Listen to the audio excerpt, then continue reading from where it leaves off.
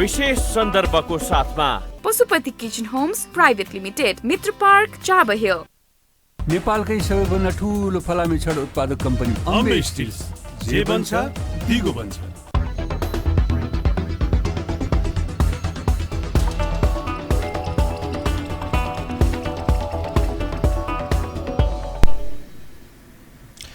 नमस्कार, स्वागत छ दर्शक न्यारुला कार्यक्रम विशेष सन्दर्भमा। म रोहन श्रेष्ठ। विशेष सन्दर्भको आजको यो श्रृङ्खलामा नेपालको पछिल्लो राजनैतिक अवस्था, आज त्यसमाथि पनि एउटा पुस्ता, हामीभन्दा अगाडिको पुस्ता, यति बेला नेतृत्व भनेर भनौँ, त्यो नेतृत्व बाजाबाजको अवस्थामा रहेको छ। यो बाजाबाजको अवस्थाबाट युवा पुस्ताले भनेदेखि सुनौलो सपनाको परिकल्पना गरिरहेको छ। त्यो सुनौलो सपनाको परिकल्पनालाई साकारता दिनको लागि, मूर्त रूप दिनको लागि अहिलेको राजनीतिक अवस्थाले निर्णायक भूमिका निर्वाह गर्दछ। कहाँनिर चुकेको छौँ हामी, के गर्नुपर्छ हामीले, यावत विषयमा आज हामी कुराकानी गर्न गइरहेका छौँ। त्यसको लागि आज हामीसँग हाम्रो स्टुडियोमा हुनुहुन्छ नेभी सङ्घका नेता प्रेमराज जोशी र त्यस्तै गरेर आरसी लामिछाने नेता अनि राजसोपी, उहाँहरू दुवैजनालाई स्वागत गरौँ। स्वागत छ यहाँहरू दुवैजनालाई। धन्यवाद। सबैभन्दा पहिला त कार्यक्रम सुरुवात गर्नुभन्दा अगाडि 2078 सालको 77 साल बिदा भइसकेको छ, आजबाट 78 साल लागेको छ। यहाँ दुवैजनालाई हाम्रो तर्फबाट धेरै धेरै शुभकामना। यहाँलाई पनि र यहाँको टेलिभिजन, पपुलर टेलिभिजन च्यानल हेरेर रहनुभएका देश विदेशमा रहनुभएका सम्पूर्ण आमा बुवा दाजुभाइ तथा दिदीबहिनीहरूलाई यो अवसरमा हार्दिक शुभकामना व्यक्त गर्न चाहन्छु। आशिषलाई धेरै धेरै शुभकामना छ। धन्यवाद। तपाईँको टेलिभिजन परिवार र यो कार्यक्रम हेरिरहनुभएको सम्पूर्ण आदरणीय दर्शक महानुभावहरूमा म नयाँ साल 2078 को हार्दिक मङ्गलमय शुभकामना व्यक्त गर्न चाहन्छु। एउटा कुरा यसरी चाहिँ अब यो शुभकामनालाई पनि सार्थकता प्रदान गर्नुको लागि चाहिँ नेपालको राजनीतिले अहम भूमिका खेल्दो रहेछ। 2077 साल त यस्तै उस्तै गरेर बित्यो, अझ कोरोना भाइरसको महामारीको कारणले गर्दाखेरि त झनै बढी चाहिँ हामीलाई अप्ठ्यारोमा पार्यो। मैले सुरुवात गर्न चाहेँ प्रेम सरबाट। प्रेम सरले यो राजनीतिक माहौललाई चाहिँ कसरी विश्लेषण गरिरहनु भएको छ? 77 साललाई अलिकति फर्केर हेरौँ न रेट्रोस्पेक्टमा। वास्तवमा जुन कोर्सबाट राजनीति अगाडि बढ्नु पर्थ्यो, जसरी हामीले जुन विश्वासका साथ जनताले जसरी मत प्रदान गरे, अबको यात्रा समृद्धिको यात्रा हो, अबको यात्रा विकासको यात्रा हो। अब राजनीतिक रूपमा भएका केही समस्याहरू, रहेका केही खिचातानीहरू अब सबै सिद्धिए। त्यसैले चाहिँ अबको यात्रा चाहिँ समृद्धिको यात्रा हो भन्ने खालको जुन बुझाइ, जुन खालको बाटोबाट अगाडि बढ्ने जो परिस्थिति बनेको थियो, त्यो परिस्थितिबाट अन्तै डाइभर्ट भयो सरकार। र त्यो डाइभर्ट भएका कारणले अहिलेको जो समस्या देखिरहेको छ, यहाँ भनौँ बिचका केही उदाहरण पनि लिउँ। जस्तो कोभिडको जसरी व्यवस्थापन गर्नुपर्थ्यो सरकारले त्यो गर्न सकेन। अन्त यतिसम्म बाहिर हल्ला भयो कि स्वास्थ्य सामग्रीमा शुद्ध भ्रष्टाचार भयो भन्ने खालको जस्तो निज खालको कुरा बाहिर आयो समाजमा। त्यति मात्र होइन, विभिन्न विधेयकहरूका नाममा, अध्यादेशका नाममा जसरी राजनीतिक खिचातानीको मात्रै सिर्जना जसरी भयो, यो कुरालाई हेर्दा 77 साल त्यति सुखद रहेन। राजनीतिक रूपमा पनि भयो होइन। यस्तो अब इभोल्युसनको रेटमा त भयो। हेर्नुहोस्, मैले भन्न खोजेको आफै हुने विकास, आफ्नो गतिमा हुने विकास, समयक्रमले हुने विकास त भयो, तर तात्विक भिन्नता जसरी चाहिँ आम जनताले 2/3 सरकार आयो, अब स्थिरता आयो, अबको बाटो चाहिँ समृद्धिको हो भन्ने खालको जो परिकल्पना थियो त्यो हुन सकेन। केही पनि भएन। प्रतिपक्षीय नजरले हेर्दा, प्रतिपक्षीय नजर मात्रै होइन, प्रतिपक्षीय नजरले सत्तापक्षीय नजर पनि त्यही छ है। तर हामीले तथ्यको जगमा उभिएर हेर्ने हो भनेदेखि कोरोनाको कहरको बावजुद पनि सरकारले जुन ढङ्गले काम गर्यो र आज 78 सालमा सफल अवतरण गर्न सक्यौँ, यो सरकारको सफलता हो। भन्नका लागि त हामीले मिथ्या आरोपहरू अनेक लगाउन सकिन्छ। यदि यो सरकारले सुझबुझपूर्ण ढङ्गले काम नगरेको हुन्थ्यो भने हामी यो अवस्थामा पनि आइपुग्न सक्दैनथ्यौँ। सरकारको सुझबुझपूर्ण ढङ्गले गरेको कर्महरूको आधारमा आज हामी यो एउटा नयाँ वर्षको हर्षोल्लासपूर्ण ढङ्गले मनाइरहेका छौँ र हामी सुखको तर्फ पाइला अगाडि बढाउँदैछौँ। कतिपय सरकारभित्र विभिन्न खालका आक्रमणहरू भए, समग्र राज्यलाई, देशलाई, जनतालाई कोरोनाले आक्रमण गर्यो, तर सरकारलाई आफ्नै दलभित्रको आक्रमण सहनु पर्यो। प्रतिपक्षीहरूले जसरी चाहिँ एउटा सही ढङ्गले स्वाभाविक आलोचना मात्रै गर्नुपर्ने धर्म हुन्थ्यो, तर त्यसको हद सीमा पार गरेर आक्रमणकै तहमा उत्रने खालको पनि अवस्था बन्यो। यो सबै कुराहरूको बावजुद पनि सरकारले जसरी चाहिँ काम गर्यो, त्यो कामलाई त हामीले चाहिँ धन्यवाद त भन्न सक्नुपर्छ नि, होइन र?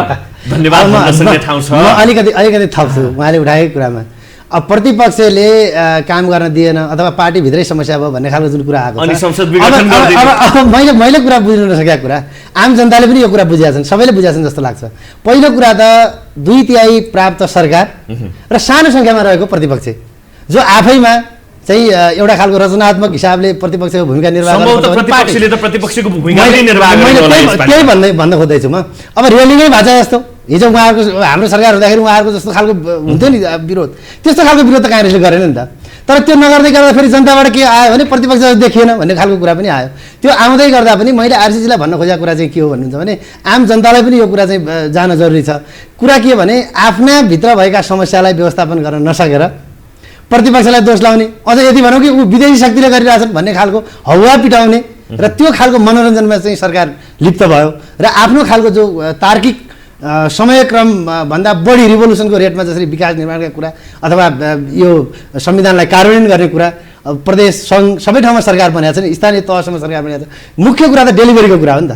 यो डेलिभरी पुर्याउने कुरा चाहिँ सरकार चुकेकै हो। पछि चाहिँ यो के भन्छ गान्धारीको पट्टी लगाएको जस्तै गरेर चाहिँ बस्नै पर्ने हो कि विरोध गर्नै पर्ने हो कि? अब यदि एमालेकै कुरा गर्ने हो भनेदेखि केपी ओली नेतृत्वकै कुरा गर्ने हो भनेदेखि उहाँले पनि भन्नुभयो होइन कोभिडलाई जति फैलन सक्थ्यो त्यति हुन दिएन आफ्नो तर्फबाट। अमेरिकाले त सकेन, बेलायतले त सकेन, हामी नेपालीहरूले कति सक्छौँ भन्ने पनि एउटा चाहिँ कुरा होला। त्योदेखि बाहेक आएर मेलम्चीका कुराहरू होला। महामारीका कुराको त कसैले बोलाएर आउने कुरा होइन, त्यसमा कन्भिन्स हुने कुरा हो। तर कुरा के हो भने त्यसलाई अझ बेटर कसरी गर्न सकिन्थ्यो भन्ने खालको कुरा त हुनसक्छ नि। जस्तो प्रधानमन्त्रीको एउटा ठट्यौली कुरा पनि आयो संसदमै, मैले भने थाहा पाउनु भएको नि तपाईँले, मैले भने भने विज्ञले भने जस्तो त्यस्तो खालको हल्का कुरा मनोरञ्जनात्मक कुरा गरेर चाहिँ देशको समय चाहिँ बर्बाद भयो। त्यसैले मेरो अनुरोध चाहिँ के हो भन्नुहुन्छ भने जुन खालको गतिमा जुन खालको बाटोमा हामी अगाडि बढ्नु पर्थ्यो त्यो बढ्न सकेनौँ। 77 साल त्यति सुखद रहेन। मेरो निष्कर्ष चाहिँ यो। किन प्रधानमन्त्री त्यति हल्का रूपमा प्रस्तुत हुन्छन्? किन चाहिँ प्रधानमन्त्रीले चाहिँ केही गर्नै नसक्दै पनि मैले यो गरेर त्यो गरेर भनेर चाहिँ फेरिस त निकाल्छन् भन्ने बुझाइ नेपाली कङ्ग्रेस लगायत नेपाली जनताको भनौँ न। अलिकति थपी पनि आयो, फेरि थपौँ अलिकति सर सानो।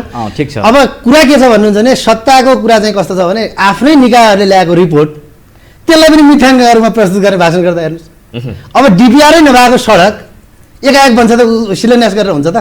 यस्ता खालका हल्का कुराहरू भयो कि यी हल्का कुराहरूलाई नियन्त्रण गर्नु पर्यो। साँच्चीकै त्यही बाटोमा जाउँ। अहिले त राष्ट्रिय सहमति जस्तो हो नि त, 2/3 सरकार आइसकेपछि प्रतिपक्षले त्यति भयङ्कर ठुलो विरोध गरेर काहीँ डिस्टर्ब गरेर जस्तो मलाई लाग्दैन। आम जनताले पनि अझ अलिअलि विरोध सुरुमा हुँदाखेरि कहाँ काङ्ग्रेसलाई सत्तामै जान हतार भइसकेको छ, अहिले विरोध गर्न थाले। जनताबाटै आएको कुरा हो नि त। त्यसैले कुरा के हो भन्नुहुन्छ भने प्रतिपक्षले जुन खालको सहयोग जुन खालको वातावरण बनाएको थियो त्यो खालको वातावरण यति सहज परिस्थितिमा पनि देशले अग्रगामी एउटा खालको विकास निर्माणको कुरा इन्फ्रास्ट्रक्चरको कुरामा अगाडि बढ्न नसक्ने दुःखद हो। यो कुरा जोड्नु पर्छ। बाहिर हेर्दा त्यो देखिन्छ, तर नेपथ्यका घटनाक्रममा हामीले बिस्तारै बुझ्नुपर्ने जरुरी छ। वाम गठबन्धनको पक्षमा गत निर्वाचनमा जुन खालको अभिमत जाहेर भयो त्यो जाहेर भइसके पछाडि वर्तमान सरकार गठन हुन नदिनका लागि थुप्रै प्रयासहरू भए। अमरेश सिंह र सिटौलाहरूले त सार्वजनिक भन्नु नै भएको छ, हामीले प्रचण्डसित कति धेरै बसुट गऱ्यौँ, कति धेरै सम्झौताहरू गऱ्यौँ, यो सरकार बन्न नदिनका लागि हामी सब ठिकठाक भइरहेको थियो, प्रचण्डले धोका दियो भनेर उहाँहरूले भन्नुभएको छ। र हिजो बेलुका मात्रै बुढानीकण्ठ महाराजगञ्जमा कमरेड प्रचण्ड र शेरबहादुर देउका बिचमा भएको छलफल र त्यो छलफल पश्चात आएका केही आउटपुटहरू गण्डकी सरकार जनमोर्चाका विषयवस्तुहरू यी विषयवस्तुहरू छन्। मैले सामान्य घटनाहरू मात्रै भन्न चाहेँ। यो सरकार बन्न नदिनका लागि जुन प्रयत्न भइरहेको थियो, तर त्यो कुरा बुझिसके पछाडि सम्माननीय प्रधानमन्त्री हाम्रो पार्टीका आदरणीय अध्यक्षले अत्यन्तै सुझबुझपूर्ण ढङ्गले ती विषयहरूलाई परास्त गर्दै यो सरकार गठन भयो र गठन भएको दिनदेखि नै यो सरकारका विरुद्ध अनवरत आक्रमणहरू भइरहे। यी आक्रमणहरूलाई निस्तेज बनाउँदै सरकारले सफलताको एउटा शिखरमा चुमेको सरकारको वर्तमान सरकार सफलताको शिखरमा छ। यो शाश्वत सत्य हो। बिहान मात्रै सम्मान्य प्रधानमन्त्रीको चाहिँ जनता सामु नववर्षको शुभकामना आदान प्रदान कार्यक्रममा तपाईँले जुन विकास निर्माणका फेरिस्त 1 घण्टासम्म चाहिँ सामान्यतया विषयवस्तु राख्दा पनि अस्पताल शिलान्यास गरे, बाटो शिलान्यास गरे, यस्ता मात्रै हुन् कि? अनि यो चाहिँ विकास होइन? अनि विकास भनेको चाहिँ के हो त? त्यसको त हरेक कुरा विकास हो र यो विकासबाट अत्तालिएका तत्त्वहरूले अफवाह फैलाइरहेका छन् र यो कुराको पछाडि हामी लाग्नु भएन कि यो सरकार छ र त सबै विषयवस्तु योलाई कसरी पनि व्याख्या गरिएको छ भने नि आज यो सरकार हुँदैन थियो भने मेलम्ची 10 वर्ष अझ अझ 10 वर्ष पछाडि आउनेवाला थियो। यो सरकारबाट केही पात्र बाहिरिन्थेन भने मेलम्ची अझ 10 वर्षपछि मात्रै काठमाडौँ भित्रिनेवाला थियो। सत्यता त्यही हो। सत्यता त्यही हो। मलाई त्यस्तो लाग्दैन, किनभने सरकार भने प्राविधिक कुरा मात्रै होइन, सरकारले लिडरसिप लिने कुरा हो। अब प्रधानमन्त्री को बनेर कति किलोमिटर सुरुङ खनियो भन्ने कुराको कुनै अर्थ छैन, किनभने मेलम्ची आजको योजना होइन नि त। तर एउटा मेलम्ची गर्यो किन आयो त महत्त्वपूर्ण कुरा। समापन कसका पालामा भयो भन्ने कुरा हो नि त। कति किलोमिटर केपी ओलीको पालामा भयो। म भन्दैछु केपी ओली प्रधानमन्त्री भएदेखि मेलम्चीका सुरुङ चाहिँ कति किलोमिटर थप भयो त, कति बाँकी थियो, त्यसमा पनि त छलफल गर्नु पर्ला नि त। मानौ कि उहाँले सुरुदेखि नै हामीले गरे हो, भर्खरै गरौँ, ठुलो कुरा भयो कि होइन? उहाँले भने जस्तै यदि केपी ओलीले नगरेको भएदेखि त अझै 10 वर्ष चाहिँ लम्बिन्थ्यो कि केपी ओलीले केही मानिसलाई निकालेर केही मानिसलाई राखिसकेपछि त्यहाँभित्रका चाहिँ प्राविधिक कुराहरू सल्टाइसकेपछि न आयो। लिडरसिप एउटा पोजिटिभ कुरा हो नि त। सबै कुरालाई नेगेटिभली हेर्नु हुँदैन, म पनि त्यही पक्षमा छु। मैले भन्न खोजेको कुरा के हो भने आफै आफ्नो हिसाबले भइरहेको गति, जुन सुस्त गतिमा भइरहेको विकासलाई साँच्चीकै दुईतिहाको सरकार आएपछि त कायापलटै हुन्छ भन्ने थियो नि त। मैले भन्न खोजेँ अर्को सानो उदाहरण दिउँ, म प्रधानमन्त्री केपी ओली भइसकेपछि अथवा हुनुभन्दा केही समय अगाडि हो जस्तो लाग्छ मलाई, त्यही तल रसुवामा गएर दूरबीन लाएर अब यही बाटो होइन सुरु गाउने भन्नुभयो नि त, सबै जनतालाई साँची राखेर भन्नुभयो नि। तर त्यो कुरामा कति अगाडि बढ्नुभयो त? मैले प्रश्न उठाउन खोजेको ठाउँ त्यो हो। जस्तो रेल चलाउने कुरा भयो, सपना देख्नु एकदम राम्रो कुरा, सपना नदेखिएर पुरा हुनै सक्दैन, त्यसमा बाटो अगाडि बढ्नै सकिँदैन। तर सपना देखिसकेपछि कुन ग्राउन्ड रियालिटीको सपना हो र त्यसलाई कसरी अगाडि बढाउने भन्ने कुरा त नेतृत्वको कुरा होला नि त। त्यसैले त्यो नेतृत्वले त्यो खालको बाटोमा र त्यो खालको गतिमा अगाडि बढ्न सकेन भन्ने नै कुरा हो। आफै हुने कुरा यदि हामी भन्छौँ भने नेपाली कङ्ग्रेसले कति वर्षसम्म यो देशमा राज गर्यो, विकासको ब पनि अगाडि बढेन, अनि अहिले अर्काले आएर गरिदिएको कामहरूलाई त ठिक हो भन्न सक्नु पर्यो नि। संविधान, गणतान्त्रिक संविधान, गणतन्त्रमा नेपाल प्रवेश गराउने नेपाली कङ्ग्रेस हो भनेर नेपाली कङ्ग्रेसले भन्छन् क्यारे। हामीले नेपाली कङ्ग्रेसलाई घिसार्दै त्यो ठाउँसम्म ल्याइपुर्याउँ। यद्यपि त्यसमा प्रेमजीहरूको पनि थोर बहुत रोल छ काङ्ग्रेसलाई त्यो ठाउँमा ल्याउनको लागि, त्यो कुराप्रति मैले सम्मान नै व्यक्त गर्दछु। तर काङ्ग्रेस त यथास्थितिमा त्यो सतीदेवीको चाहिँ लास चाहिँ महादेवले बोके जसरी राजालाई बोकेर हिँड्दै नि उसको चाहिँ त्यो पुरानो मान्छेसँगै थियो, तर त्यसलाई त्यहाँबाट बाहिर ल्याउनको पनि हामीले धेरै पापड बेल्नु परेको छ। खैर त्यो विषय केही रहेन। तर यो सरकार नभएको भए आज संहिता कार्यान्वयनका कति धेरै जटिलताहरू थिए, प्रदेश सरकारहरूको अवस्था लथालिङ्ग थियो, स्थानीय सरकारहरूलाई व्यवस्थित ढङ्गले अगाडि बढाउनको लागि। त्यसै गरी प्रदेश सरकारहरू कहाँ कुन प्रदेश सरकारको केही संरचना थोप्लो पनि थिएन, त्यसलाई व्यवस्थित ढङ्गले अगाडि बढाउनको लागि देशमा थुप्रै कानुनहरू निर्माण गर्नुपर्ने थियो। कानुनहरू बन्ने कुरामा यो सरकारले सकारात्मक रोल नखेलेको भएदेखि समग्र देशलाई यथास्थितिबाट अगाडि बढाउनुको लागि रोल नखेलेको भए देशमा हत्या हिंसा आतंक मच्चाइरहेका राजनीतिक दलहरू समेत थियो, सिके राउदिन विप्लवसम्मलाई यो सही मार्गमा नल्याएको भएदेखि जनतालाई गरी खाने वातावरण बनाउनु पनि राज्यको दायित्व हुन्छ। हो त्यो काममा सरकारले भूमिका खेलेको छ, यति त भनिदिन सक्नु परेन र भनेको। त्यो भन्न सक्नु पर्यो नि। बडकपन देखाउने कि नदेखाउने होइन, नदेखाउने कुरै छैन। तर कुरा के हो भने सही बाटोमा हिँड्नु पर्यो भन्ने कुरा हो। मैले फेरि पनि जोडेँ, अब काङ्ग्रेसले केही गरेन भन्नुहुन्छ होइन। अब म एउटा सामान्य भन्दा पनि सामान्य मान्छेले बुझ्ने कुरा के हो भने माओवादी द्वन्द्वबाट ग्रसित भएको देशलाई अब 48 सालपछि जुन फाउन्डेसन तयार भयो देशको इकोनोमिक हिसाबले, यहाँका विकास निर्माणका हिसाबले, यहाँको शिक्षा स्वास्थ्य यावत कुराहरूमा त्यो फाउन्डेसनलाई अगाडि बढ्न बामे सर्न लाग्दाखेरि देशमा जनयुद्ध भयो। अब जनयुद्धबाट मान्छे पहिला बाँच्न पर्यो, त्यसपछि पो विकास निर्माणको कुरा हुन्छ भन्ने खालको कुरा भइसकेपछि माओवादीलाई शान्ति प्रक्रियामा ल्याएर दुई चोटि संविधान सभा, काङ्ग्रेस ठुलो पार्टी भएको त पहिले बन्थ्यो नि त संविधान, देखियो नि त इतिहासले। 4-4 जना कम्युनिस्ट प्रधानमन्त्रीहरू बन्नुभयो, संविधान त बनेन। एकजना सामान्य नेपाली काङ्ग्रेसको सभापति, तत्कालीन सभापति स्वर्गीय सुशील कोइरालाको नेतृत्वमा संविधान बन्यो। अब लिडरसिपमै काङ्ग्रेसले गरेन भने जस्तो मिथ्याङ्क कालको कुरा चाहिँ राम्रो कुरा होइन। तर उहाँले भनेको कुरा जति जुन कुरा उठाउनु भएको छ विकास निर्माणको कुरामा भयङ्करै कायापलट भयो भन्ने खालको कुरा यो जनताका सामु छ। अब यसमा क्रिस्टल क्लियर छ। अब मैले फलाना बनाएँ, अब अस्ति भर्खरको उदाहरण लिउँ न, 165वटा रणनीतिक सडकको शिलान्यास गर्नुभयो बालुवाटारमा बसेर प्रधानमन्त्रीज्यूले, तर त्यसको डिपिआर सुत्त बनाएर हिँड्छ।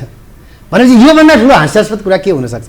अब यो निर्वाचनमा आउने निर्वाचनमा मत बटुल्नका लागि मात्रै प्रोपोगन्डा गरे जस्तो कुरा भयो नि त। त्यसैले यस्तो प्रोपोगन्डामा यस्ता खालको के नाताले हेर्नु भएन, सरकारले गरेका कामहरू योजनाहरूलाई यो मात्रै मतको नाताले मात्रै हेर्नु भएन।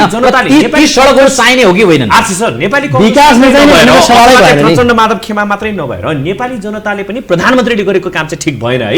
यत्रो कोरोनाको महामारी थियो, प्रधानमन्त्री चाहिँ बेलौटीको पात पकाएर खाने कुरा गर्नुहुन्छ, त्यस्तै गरेर चाहिँ बेसार पानी पकाएर खाने कुरा गर्नुहुन्छ। यस्ता यस्ता फेरिस्त प्रस्तुत गर्ने अनि संसद जनताले त्यत्रो त्याग त्यत्रो बलिदानी गरेर ल्याएको संसद चाहिँ विघटन गरिदिने, भड्खालोमा हालिदिने भन्ने किसिमको बुझाइ बेलौटीको पात बेसार पानी खाएर रोग निको पार्ने थुप्रै दर्शकहरू हुनुहुन्छ। त्यो पूर्णतया त्यसले भ्याक्सिनको काम गरेन, तर जसले हामीले भान्सामा जे चिजहरू पाक्छन् र कुन कुरालाई प्रायोरिटी राख्ने हो ती विषय वस्तुको बारेमा प्रधानमन्त्रीले जानकारी दिनुभयो। यो एउटा उदाहरण मात्रै हो कि उदाहरण अनेकन छ भन्न खोजेको। तथ्यलाई हाँसेर उडाउने विषय वस्तु बनाउनु भएन। ती चिजहरू सामान्य प्रधानमन्त्रीज्यूले भन्नुभएको विषयवस्तुहरूसित त एउटा सत्यताको नजिकको विषयवस्तु त हो नि त। चिजहरूले रोकथाम र नियन्त्रण र न्यूनीकरणमा योगदान गरेको त सत्य कुरा हो नि त। त्यो कुरालाई हामीले किन चाहिँ हाँसोमा उडाउने? अहिले प्रधानमन्त्रीले जे बोल्नुहुन्छ सत्य खोजेर उत्खनन गरेर बोल्नुहुन्छ, तर त्यसलाई उडाउँदाखेरिमा मजा मान्ने प्रतिपक्ष छ। संसदमा बसेर यस्ता कुराहरू चाहिँ फेरिस्त प्रस्तुत गरेर प्रधानमन्त्रीले गर्नुभएको मेजर पाप देशको लागि गर्नुभएको संसद विघटन जस्तो चाहिँ असंवैधानिक कदम चाहिँ छोप्न खोजियो, ब्ल्याङ्केट उडाइदिए माथिबाट भन्ने बुझाइ पनि छ। त्यसलाई विघटन नमान्ने।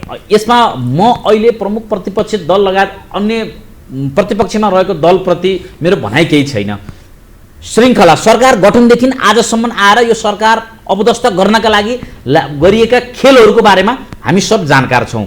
यो खेलभित्र दुर्भाग्यवश भन्नुपर्छ, अब यो बिचमा कम्युनिस्ट आन्दोलनमाथि केही बाधा व्यवधानहरू उत्पन्न भएका छन्। यो कम्युनिस्ट आन्दोलनलाई एकीकृत बनाइराख्ने दायित्व हाम्रो काँधमा छ। यति बेला प्रतिपक्ष नेपाली कङ्ग्रेस त हाम्रा कामहरू हेर्ने बाहेक उसित त्यति ठुलो गरिहाल्नका लागि केही खुट्टामा बल छैन। यो त सत्य कुरा नै हो, तर हामी कसरी खेल्छौँ भन्ने कुरा मूल कुरा रह्यो। तर केपी ओलीको सरकारले ठिक ढङ्गले काम गरिरहेको थियो।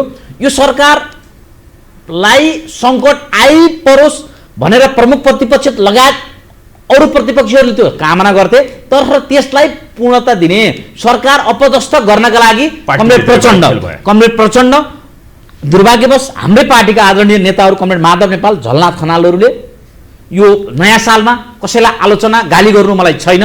उहाँहरूले सही ढङ्गले नसोच्नु भएको कारणले गर्दा कम्युनिस्ट पार्टीभित्र एउटा सङ्कट उत्पन्न भयो। कम्युनिस्ट पार्टीभित्र आइपरेको समस्याको चाहिँ कारण संसद विघटन गर्ने निर्णयमा सरकार पुग्यो। त्यो हाम्रो पार्टीभित्रको आन्तरिक समस्याको कारणले गर्दा त्यो विषयवस्तु त्यहाँसम्म पुगेको थियो। तर सम्मानित सर्वोच्च अदालतले जुन संसद पुनर्स्थापना गरिदिएको छ त्यो फैसलालाई शिरोधार्य गर्दै सम्माननीय प्रधानमन्त्री जुन ढङ्गले अगाडि बढिरहनु भएको छ र पुनर्स्थापित संसदको हालत के छ, यो संसदको हालत देखेर देश दुनियाँ जनताले के भनिरहेका छन् भने यो संसद त विघटन योग्य रहेछ, विघटनको लागि अनिवार्य रहेछ र फेरि पनि अब घुम्दै फिर्दै रुम्जाटार भने चाहिँ फेरि पनि यो संसद त विघटन हुने ठाउँमै पुग्दैछ त। त्यो दूरदर्शिता प्रधानमन्त्रीले चाहिँ राख्नुभयो र चाहिँ संसद बेलैमा विघटन गर्नुभयो। यद्यपि संविधान र सर्वोच्चको आदेश फैसलाको शिरोधार्य गर्ने जुन मूल काम त प्रधानमन्त्रीबाट चाहिँ त्यो गर्नुभएको छ र त्यो शिरोधार्य गरेर नै अहिले संसद अगाडि बढिरहेको सत्य हो नि। आरसी सरको कुरालाई मान्ने हो भने त हाम्रा प्रधानमन्त्री बडा दूरदर्शी हुँदो रहेछ। अब म अलिकति मान्ने कि नमान्ने, कसरी मान्ने? पहिलो कुरा त के हो भन्नुहुन्छ भने पार्टीका आन्तरिक कुराले देशलाई भड्खालोमा हाल्न पाइन्छ? त्यो खालको कुरा पाइन्छ? ल भन्नु न, आम जनतालाई पनि यो कुरा मनमा बुझ्नु जरुरी छ। पार्टीभित्रको कुरा सामान्य कुरालाई उहाँले व्यवस्थापन गर्न सक्ने कुरालाई चाहिँ देशको सबैभन्दा लामो दूरगामी असर पार्न सक्ने बार चुनाव, पिरियडिक चुनाव त आफ्नो ठाउँमा छँदैछ, त्यो निश्चित समयसीमा पाएको संसदलाई सुद्धा उहाँले विघटन गर्नुभयो। त्यति मात्र होइन, अलिकति अर्को थप्छु म एउटा कुरा। अघि आरसीजीले पनि उठाउनु भयो, प्रदेशहरूलाई व्यवस्थापन गर्ने कुरा, कानुन बनाउने कुरा।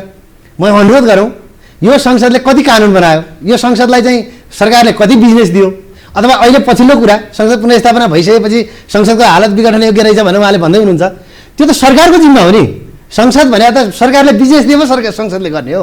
अब सरकारले केही बिजनेसै नदिएपछि संसदलाई अपाङ्ग बनाउने कुरा, उहाँले त विघटन गरेर यो संसद नै काम छैन, आफ्नो पार्टीभित्रको कुरा व्यवस्थापन गर्न नसकेर अझ प्रतिपक्षलाई जोड्नुहुन्छ कहिलेकाहीँ यो शक्ति देशी विदेशी शक्तिहरूले गरे कति सजिलो कुरा छ कि आफूले गरे दोषलाई आफ्नो अपनत्व लिएर हामीले यो गल्ती गऱ्यौँ अब यो कुरालाई सुधार्ने यो बाटोमा जाउँ भन्ने खालको सोच चाहिँ अहिलेको लिडरसिपमा छैन। सबैभन्दा ठुलो समस्या चाहिँ त्यो हो अहिलेको पुस्ताको लिडरसिप चाहिँ। त्यसैले अब चाहिँ मैले भन्न खोजेको कुरा के हो भन्नुहुन्छ भने देशलाई सही बाटो जुन बाटो संविधानको बाटो देशलाई सङ्घीय लोकतान्त्रिक गणतन्त्र जसरी निर्माण भयो त्यो ठुलो योगदान धेरै ठुलो बलिदानीबाट बनेको कुरा हो। त्यसैले यसलाई हल्का रूपमा आज एउटा व्यवस्था नभए के हुन्छ अर्को आउँछ भन्ने खालले भित्रैदेखि कन्भिन्स नभएको लिडरसिप भयो भने देशले दुःख पाउँछ। त्यसैले यो खालको भड्खालोमा चाहिँ देशलाई हाल्न कोही एकजना प्रधानमन्त्रीले अथवा कोही व्यक्तिले वा कुनै पार्टीले त्यो खालको गतिविधि गर्नु। प्रधानमन्त्री अगाडि बढिरहँदा आफ्नै भित्रका समस्याहरू झेल्दै यहाँसम्म आइपुग्नु भएको छ। यो आफूभित्रको समस्याको कारणले गर्दाखेरि मुलुकलाई चाहिँ अप्ठ्यारो स्थितिमा पठाउन सक्ने हैसियत अथवा चाहिँ त्यो नैतिकता रहन्छ भन्ने कुरा नि। अब यहाँ जिब्रो चपाएर कुरा किन गर्ने हो?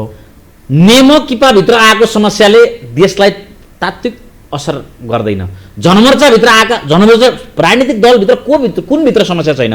हरेक राजनीतिक दलहरूभित्र समस्या छ। तर ठुलो घरको ठुलै चाला भने जस्तै ठुलो पार्टीमा समस्या आउँदा सत्ताको बागडोर सम्हालिरहेको पार्टीभित्र समस्या आउँदा त्यसको प्रतिछाया त देशमा त अवश्य पर्दो रहेछ। रामचन्द्र पौडेल र शेरबहादुर देउवाको बिचको चाहिँ मञ्चमै भनाभनको अवस्था त तपाईँकै टेलिभिजनबाट मैले हेरेको हो। त्यहाँभित्रको समस्याले देशलाई असर अहिले गरेन किनकि उहाँहरू प्रतिपक्षमा हुनुहुन्छ। उहाँहरू भनाभनको अवस्थामा रहनुभयो, हामी अब गरागर र लरारको अवस्थामा छौँ। यो लरार र गरागरको अवस्थाले गर्दा केही समस्या त उत्पन्न भयो नि हो। यसलाई नेकपा हिजो नेपाल कम्युनिस्ट पार्टी नेकपामाथि सङ्कट आइपर्यो, त्यो पार्टीले अल्पायुमै मृत्युवरण गर्नु पर्यो। दुई अध्यक्ष कमरेड कमल दाहाल प्रचण्ड र सम्मान्य प्रधानमन्त्री केपी शर्मा ओलीको बिचमा सहमति सहकार एकता कायम गर्दै यो पार्टी जीवन्त बन्नुपर्ने अवस्था थियो। दुई अध्यक्षहरूलाई मिल्न नदिने, एक आपसमा झगडा लगाइदिने तत्त्वहरूले गर्दा यो पार्टी हाम्रो जुन चाहिँ संयुक्त गठबन्धन बनाएर हामीले निर्वाचनमा एउटा राम्रो खालको मत ल्याएका थियौँ, नेपाल कम्युनिस्ट पार्टी नेकपा मृत्युवरण गर्यो। त्यस पछाडि आफ्नो घरमा फर्किएको नेकपा माओवादी केन्द्र र एमाले, नेकपा माओवादी त पार्टी नै थिएन, त्यो त एउटा अभियान रहेछ, एउटा आन्दोलन मात्रै रहेछ। त्यहाँ त न सङ्गठन संरचना रहेछ न के रहेछ, यो केही आन्दोलनकारीहरूको एउटा जत्था मात्रै रहेछ। हामी त्यो पार्टी भनेर भ्रममा पऱ्यौँ, पार्टी एकता भनेर चाहिँ तपाईँ पार्टी एकता भनेर हामी सङ्गठित सदस्यहरूको विषयमा छलफल अगाडि बढाउनु गर्दा त्यो पार्टीभित्र कति खैला बैला भयो त्यो विषय मैले यहाँ जान चाहिनँ। त्यो पार्टी रहेनछ, एउटा मोर्चा सङ्गठन आन्दोलन मात्रै रहेछ। त्यो आन्दोलनलाई पार्टी भनेर हामीले चाहिँ भ्रममा पऱ्यौँ। पार्टी भएको भए त आज आदरणीय कमरेडहरू रामबहादुर थापा, बादल टोपबहादुर राय, लेखराज भट्टहरू त त्यहीँ रहनुहुन्थ्यो। तर त्यो अब यो आन्दोलन अगाडि बढाउने एउटा बलियो पार्टी चाहिन्छ। त्यो पार्टी भनेको नेकपा एमाले नै हो भन्ने कुरालाई आत्मसात गरिकन अब नेकपा एमाले सही हुँदा यो देशले सही दिशा पकड्छ। नेकपा एमाले माथि पनि प्रहार भइरहेको छ, त्यसको नेतृत्व कमरेड माधव नेपालले गरिरहनु भएको छ। कमरेड माधव नेपालको सद्बुद्धि पलाओस्। यो नयाँ सालको यो चाहिँ शुभारम्भको दिनमा नै म विनम्रतापूर्वक विनय गर्न चाहन्छु मेरो आदरणीय नेताप्रति र कमरेड माधव नेपाललाई साथ दिनुभएका देशभरिका तमाम नेकपा एमालेका चाहिँ नेता कार्यकर्ताहरू। हिजो गुटमा लाग्ने तपाईँहरू हरेकलाई छुट थियो किनकि यो हामीले सिस्टममै त्यसै डेभलप गऱ्यौँ र नेपालको राजनीतिक दलहरू चाहिँ सही ढङ्गले अगाडि बढ्न नसकेको कारण नै यो गुट छरपष्ट हुने र त्यहाँभित्रका नेतृत्वका कुण्ठाहरूलाई व्यवस्थापन गर्न नसकिने, शीर्ष नेतृत्वहरूको चाहिँ व्यवस्थापन नहुने समस्याले गर्दाखेरि केपी ओलीको चाहिँ साख यति बेला गिरेको के पार्टीभित्र मिलान गरेर लान नसक्ने उति बेलामा एक भइहाल्यौँ, काङ्ग्रेसलाई देखाउनु पनि थियो सायद अथवा के थियो त्यति बेलामा होइन, उहाँहरू एक हुनुभयो। तर त्यो त मन त माझिएको अवस्था रहन्छ। त्यही कारणले गर्दा नबुझेकोलाई बुझाउन सजिलो हुन्छ, बुझे जस्तो बुझेर पनि बुझ पचाउनेलाई बुझाउन अप्ठ्यारो हुन्छ। कमरेड माधव नेपालहरूले यो विषयवस्तु नबुझेको होइन। विषय के मात्रै हो भने केपी ओलीले जुन खालको उचाइ प्राप्त गर्नुभयो, उहाँहरूले सानो स्वरमा केपी ओली काम बेठिक भन्नुहुन्थ्यो, तर आज देशभरि यहाँ कतिलाई रिस उठेको छ। केपी बा भन्नुहुन्छ, जनताले केपी बा भन्दा धेरै नेतालाई रिस उठ्छ। आई लभ यु ओली भनेर एकजनाले केपी ओली मुर्दाबाद भन्ने एउटा सानो स्वर सुन्दाखेरिमा देशभरिका लाखौँ युवाहरूले चाहिँ आई लभ यु ओली भन्ने ठाउँ पुग्यो। यो कुराबाट आत्तिनुभयो, कुण्ठित हुनुभयो र एउटा सँगै आन्दोलनमा हिँडेको एउटा सहयोद्धाको चाहिँ यत्रो चर्चा हुने हाम्रो चर्चै छैन भन्ने खाले कुण्ठित मानसिकताले पार्टीभित्र आक्रमण गर्नुभयो र प्रेमजीहरूको पार्टीलाई पार्टी भित्रको कारणले गर्दा खेल्ने मुलुकलाई अवसर बन्द प्राप्त बनाइयो भन्ने प्राप्त। मात्रै कुरा हो कि कङ्क्रिट कुरा चाहिँ त्यो हो पार्टी भित्रको कारणले गर्दाखेरि प्रधानमन्त्री केपी ओलीले मुलुकलाई चाहिँ बन्धक बनाइदिए त्यो मुलुक त सही ठाउँमा छ मुलुक यहाँ कतिले भनेको छ मुलुकमाथि सङ्कट आइपरेको छैन मुलुक ठिक ठाउँमा छ सङ्कट हाम्रो पार्टीमाथि आइपरेको छ निम्त्याउन खोजिँदैछ यद्यपि त्यसलाई निस्तेज बनाउन हामी सक्षम छौँ हामी सक्छौँ प्रेम सर मुलुक ठिक ठाउँमा भए यो छलफल गर्नुपर्ने आवश्यकै थिएन मैले मुख्य कुरा के भन्न खोजेँ भने एउटा पार्टी समस्याले पुराण लाग्यो जस्तो सप्ताह लाग्यो जस्तो सरल मात्रै हुँदैन यो त बक्रा रेखामै अगाडि बढ्छ नि मैले भन्न खोजेको कुरा के मात्रै हो भन्नुहुन्छ भने एउटा पार्टीको समस्याले देशलाई भड्खालोमा हाल्न पाइँदैन पहिलो कुरा यो कुरा हो दोस्रो कुरा के हो भन्नुहुन्छ भने एउटा विधि पद्धति कानुनको बाटो जो यति ठुलो बलिदानीबाट ल्याएको संविधान सभा सङ्घीयता लोकतन्त्र जुन खालको छ त्यो कुरालाई नै धावा बोल्ने खालको जे मन लाग्यो त्यो गर्ने खालको परिस्थिति निर्माण भयो भने त त्यसले त गन्तव्यमा पुर्याउँदैन त्यसैले संविधानको बाटो प्रधानमन्त्रीका सानसाना टिप्पणी पनि आउँछ नि कहिलेकाहीँ यो सङ्घीयता भने त यो हाम्रो केन्द्र सरकारको सानसाना इकाइ हुन् भन्ने टाइपका जो जस्ता खालका टिप्पणीहरू आउँछन् ती टिप्पणीहरूले चाहिँ साँच्चीकै व्यवस्थाप्रतिको अलिकति सङ्कट छ कि अथवा उहाँले चाल्नुभएको कदम पार्टीभित्रको समस्याले संसदै विघटन गरिदिनु भयो अब अहिले कस्तो परिस्थिति बनेको छ भने जो हिजो नेकपा एउटा पार्टी हुँदाखेरि जो पार्टीहरू मिलेर बजेका थिए ती पार्टीले समर्थन फिर्ता पनि लिइरहेछन् अर्को विकल्पमा पनि जान सकिरहेछन् भनेको अर्थ देशलाई भूमिका चाहिँ निर्वाह गर्न नेपाली काङ्ग्रेससँग त गणित छैन नि त मुख्य कुरा त संसदभित्रको गणितको कुरा हो काङ्ग्रेससँग गणित छैन अब जोसँग काङ्ग्रेससँग गणित नभइसकेपछि हिजो यो कदम चाहिँ अलोकतान्त्रिक भयो गणित छैन अहिले छैन तर जति बेलामा नेपाली काङ्ग्रेसले बोल्नु पर्थ्यो त्यति बेला पनि त उ त भित्रभित्रै बसेको नि होइन यस्तो छ नि होइन काङ्ग्रेसले निर्णय गर्ने कुरामा कहिले पनि चुकेको छैन म अनुरोध गरौँ देशभरिका जनतालाई यो चाहिँ कस्तो भने तपाईँहरूले भन्छ नि लड्डु काङ्ग्रेस भनेर दुईटै हातमा चाहिँ लड्डु बोकेर बसेको नेपाली त्यसो कुरा होइन त्यो त अहिले देखियो नि त हिजो नेकपा भनेर एउटा समूहलाई चाहिँ काङ्ग्रेसले लिएर गयो भए त त्यो पार्टी नै नरहने रहेछ नि त त्यो त सुझबुझ निर्णय गर्यो नि नेतृत्वले परिस्थिति यो खालको परिस्थिति जाँदैछ भन्ने खालको कुरा बुझेर नै त्यो निर्णय भयो होला तर यो जो प्रधानमन्त्रीले चालेको कदम जुन खालको अलोकतान्त्रिक असंवैधानिक कदम थियो त्यसको विरुद्धमा लागेका शक्तिहरू इमान्दारीपूर्वक एक ठाउँमा उभिने परिस्थिति बनेको छैन त्यसैले काङ्ग्रेसले यो गरेन उ गरेन भन्नुपर्ने अवस्था छैन किनभने संसदभित्र त गणितकै कुरा हो नि गणित नभइकन त म प्रधानमन्त्री बन्छु भनेर इच्छा लागेर पाइने हो र होइन नि त्यसैले मैले भन्न खोजेको कुरा के हो भने देशलाई सही बाटोमा लाने हो भने संविधानको बाटो संविधानलाई जसरी भित्रैदेखि आत्मसात गर्ने भित्रैदेखि कन्भिन्स हुने यो व्यवस्थाप्रति त्यो खालको गतिविधि लिडरसिपले देखाइरहेको छैन त्यो कुरामा शङ्का छ त्यो कुरा चाहिँ ठिक ठाउँमा आयो भने देश ठिक बाटोमा जान्छ जस्तो लाग्छ लिडरसिपले चाहिँ त्यो बाटो देखाउन सकेन जसको कारणले गर्दाखेरि शङ्का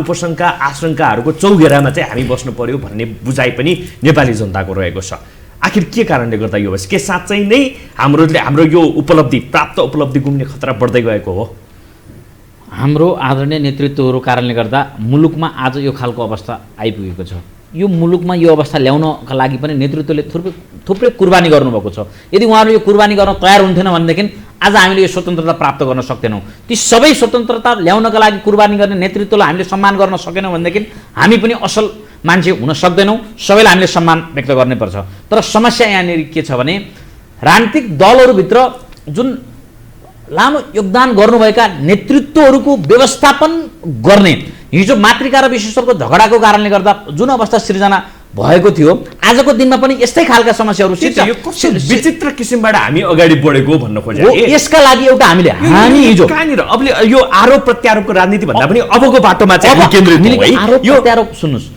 आरोप प्रत्यारोप गर्नुको कामै छैन आरोप प्रत्यारोप गर्नु हिजो हामीले चाहिँ कस्तो चाहिँ काला अँध्यारा रातहरू त्यही हो के यो काला रातहरू हामी मिलेर छिटोल्यौँ उपलब्धिहरू गुम्ने खतरा बढ्दै गयो भनेर नेपाली जनताले बुझिरहेका छन् आखिर कहाँनिर गएर के कुराले गर्दाखेरि चाहिँ यति ठुलो विश्वासको सङ्कट यति ठुलो खाडल चाहिँ सृजना भयो के मुलुकमा तपाईँले यति ठुलो भनेर जति ठुलो देखाउनु खोज्नु भएको छ त्यति ठुलो चाहिँ परिसकेका छैन त्यो पर्ने सम्भावना चाहिँ छ परेको छैन त्यो खाडल पर्न नदिनको लागि हामीले भूमिका खेल्नुपर्छ हिजो हामी संयुक्त रूपमा लडेर नै यो व्यवस्था ल्याएका हुन् त यो अवस्था यहाँसम्म छ भने थप सुदृढीकरणका लागि हामी मिल्नुको विकल्प छैन तर राजनीति भनेको सत्तामा रहेर जनताको सेवामा समर्पित हुने एउटा चाहिँ हुनु नै त्यो मूल कुरा नै त्यही नै रहेछ तर त्यसका लागि हामीले के हो एउटा असल विधि र पद्धति निर्माण गर्नु पर्यो राजनीतिक दलहरू नेतृत्व अधिवेशनमा जानुहुन्छ प्यानल बनाएर अथवा समूह बनाएर निर्वाचन लड्नुहुन्छ